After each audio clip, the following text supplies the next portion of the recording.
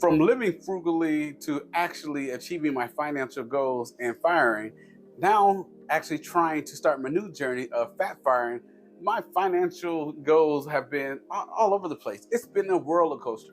But with that, why don't you join me in the story on how I got started and to where I'm going so that I can share some tips that can help you along your journey. Let's get into it. My name is Keanon Slade, and I have successfully achieved FIRE. That is financially independent and retire early. More than that is I live in Costa Rica permanently. If you're looking to do something different, I want to let you know that I'm a life coach that helps good guys find a great life outside the US. My journey of FIRE didn't start like most people. First of all, I didn't know what FIRE was. I was just using financial skills and wisdom, talking to financial people, reading books like Rich Dad Poor Dad in my youth, playing games like Cash Flow. If you never heard of Robert Kiyosaki game, that kind of gets you thinking. And I was just doing that with my life because I knew that I wanted to do something different. I wanted to be an entrepreneur. I wanted to start a business. I didn't want to live the traditional route. Now, as we all know, life takes its own turns and you end up going in directions that you don't find yourself. But in my journey, I found that, I had some goals that were pretty much aligned with FIRE. My first job, it was a good 50K, and that was my first job, computer from scientist. If you saw my last video, I'm a physicist. I moved to IT because it was a lot more lucrative. And I was like, oh, this is my starting job. Yeah. From that, then I consistently moved up in salary and position pretty quick over the 27 years that I was in IT. Everything was pretty good financially on the growth side. On the expense side, yes, okay, this is good money, let's spend it all. You're not thinking that, but subconsciously, if you don't have the right principles set, you're doing exactly that. You make more money, you're gonna spend more money. And so I was able to say, okay, you know what? I've reached this level of money and I'm comfortable at it. So anything extra, what I'm going to do is take that money and invest. My goal, honestly, was to invest half of my income. I stuck to that.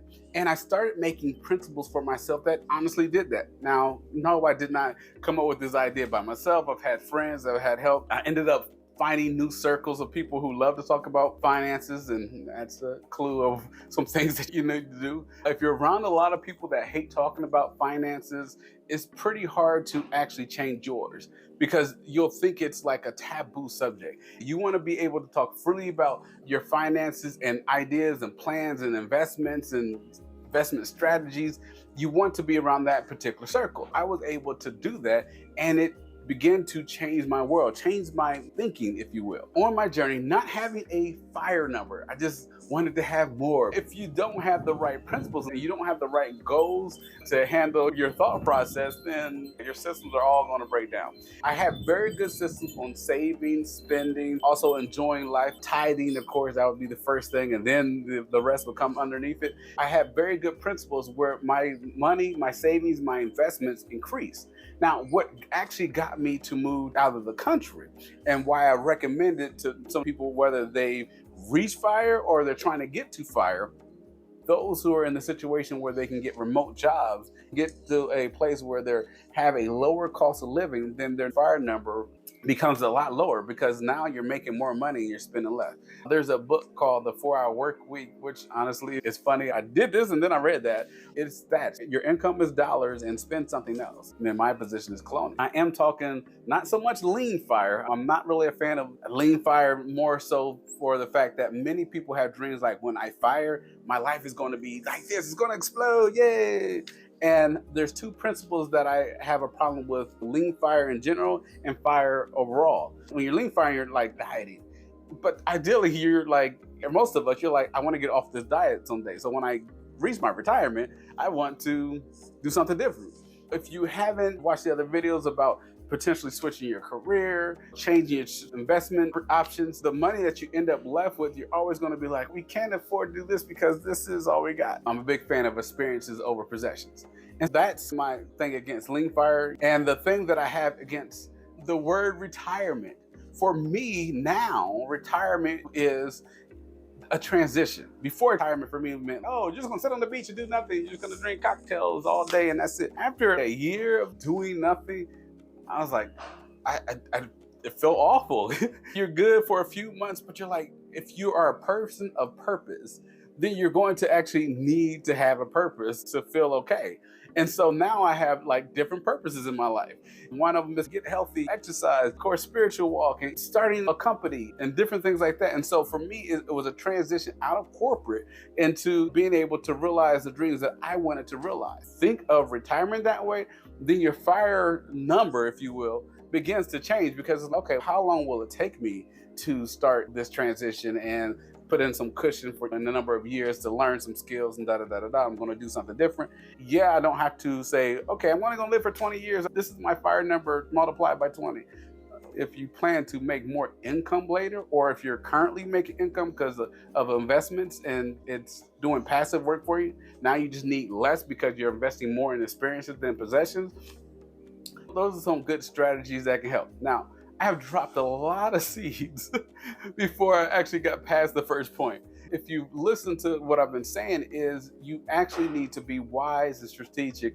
It's not just savings and put it in the bank. You want to be wise about making your money work for you. The one thing that forced me to Costa Rica, there was a number of things. I wouldn't say forced, but it works good here, is I was having health problems. I was not balancing, which I talked about in some of my other videos. I didn't balance. I was doing too much at work, and I knew that I wanted to be an entrepreneur, but I'm living the corporate world. I'm climbing the ladder unintentionally, and my stress and my health actually began to take a toll. And so I wanted the place I didn't just have to get away every once in a while on vacation. I could live this life. These are things that kind of moved me and motivated me to actually decide, hey, if I find a place where I enjoy, because of this 12 months of sun, because that is my thing. It's actually not the beach I thought it was, but I'm pretty close and driving to the beach. I turned out to be a mountain person.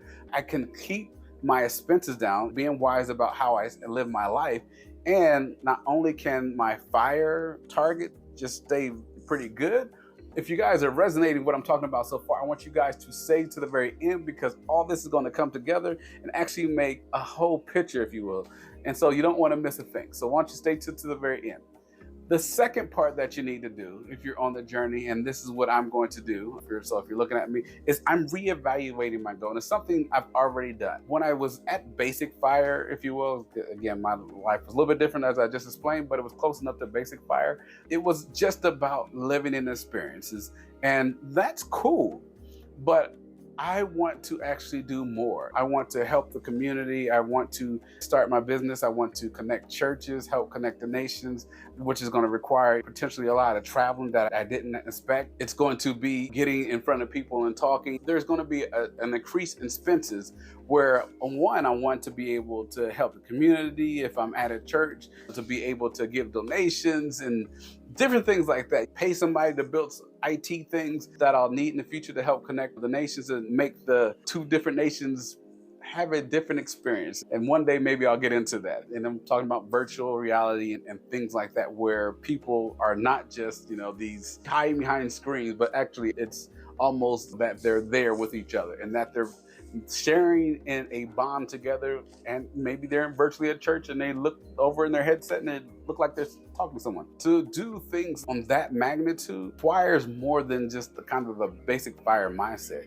It's going to be more of a fat fire mindset. And again, this is not just for me, it's what I want to do to help others, and the reason why I'm learning Spanish and different things like that, to connect and help the needs of different people. That's why my journey is pushing me off more. Okay, it's not just about you anymore. How can you help others? You can't do that on lean, and doing on basic is pretty hard.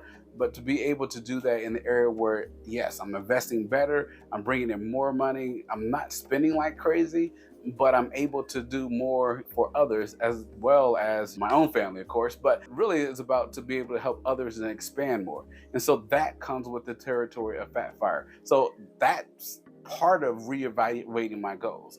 And so for you, if you're doing that, is what is the big picture? What are you guys looking at? What are you dreaming about? Because before it was just about running away from stress, if you will, finding my utopia, and now it's purpose. What's the purpose? So the question for the day is, what is your purpose and what are you doing to try to achieve it? Even if you're thinking about firing. So that's the question for the day. So why don't you comment and put that below? So the next point that I had to reevaluate, and honestly, if you are thinking about transitioning from basics to fat, it's increasing your income streams. It's really what it's all about. That comes with educating yourself. And I love education. I love education in the sense of the way that it's presented today. It's not just go back to college and do this and that, but it's okay. Can I take a course? Can I find a coach? Can I find somebody who's already done this and walk in these steps? So those things available to me and to you. And that's what I've been doing is, okay, there are steps and processes and mindset changes. That is, how do I get from this my four and no more corporate mindset, I got 2 cars, I got my house, yay, I did it, to, okay, how do I run a team of people? How do I help the community? How do I change the environment? How do I change the mindset in the community? How do I change the mindset in a church environment? And so those things actually I've been studying, reading about, and making grounds. And those things that you'll have to do is figure out what do you ultimately want to do, and then how are you going to fund it, if you will? What are going to be your income streams? And it may be something that you're experienced with already. It could be real estate, especially international. If you're in a place like Costa Rica, but your business is in the United States, you got the international thing going. It could be something, it could be a number of things. You're going to have to figure out, what does that mean to you? What I would say is, because I end up talking to people, hey, financial free, change your mindset so that you can have new income streams.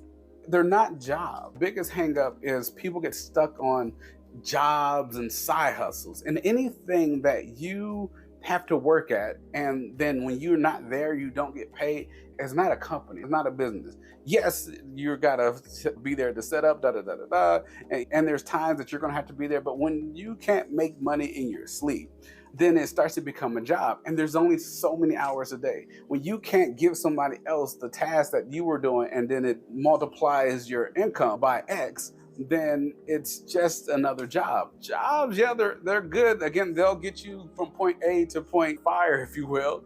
But then to transition to beyond that, when you want to make 6-figure months, things like that, then it becomes more of our company. I keep wanting to say business because that's the common term, but a lot of times people are calling job that they created their business, but really it's they created their job. You have to, when you think, make sure you're thinking in a different box. You can think outside the box, whatever you want to call it, but you're thinking in a different mindset where it's, okay, I may have the skills or I may not have the skills. It doesn't matter. I'm going to be able to give that skills to this particular group, this team, and I'll figure out how to get the team, manage the team, and I'm going to be running different things. Those things come into play. Even again, in real estate, you're not going to be at the one looking at the house. You're going to have a team of people doing that, managing. You got an Airbnb, you're not the person that's cleaning. Those are the things that you need to think of. If you guys are resonating with this, I want you guys to click the link below, because there is some tools and information that can help you,